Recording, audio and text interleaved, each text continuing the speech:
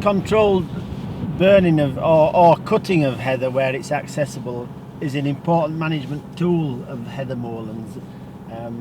It helps to break up the monoculture of one level of heather and give a variety of ages, which is very beneficial to the biodiversity of the moor.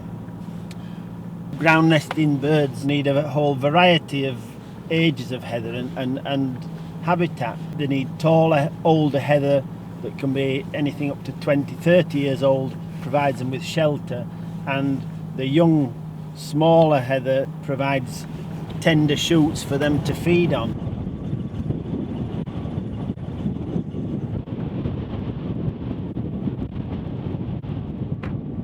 Yeah, we're up here on Omning Moor, up above Halifax, and it's quite a windy day. The turbines are spinning merrily.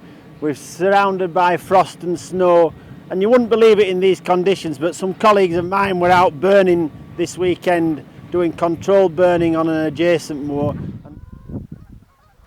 There are a couple of reasons for doing the controlled burning. A good moorland with good stocks of grouse and other birds has a mosaic of ages of heather. The second reason you do it is because you can put through fire breaks, so if a wildfire does start, you've had a chance to stop it and control it. Once we start getting towards Easter and the weather starts drying out and warming up, that's when the real dangers start.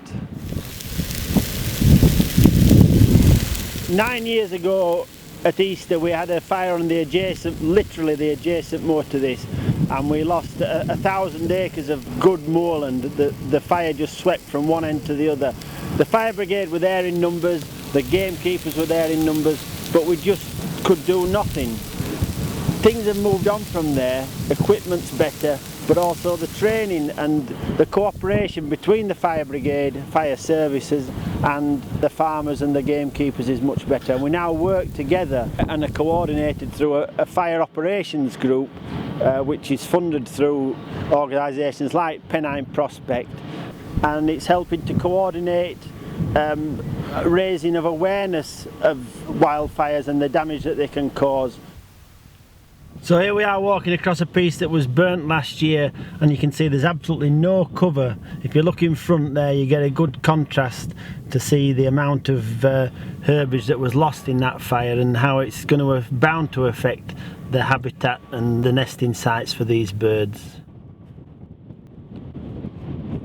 The effect of the fire from the sheep farmer's point of view is that we're unable to use this moor now for 2 years because the young heather shoots are starting to come through, and if the sheep start nibbling those away, they'll pull them out of the ground and the recovery process will be delayed. But the longer term problem of that habitat destruction is that it can take another 20 years to get back to the position where we started on this moor.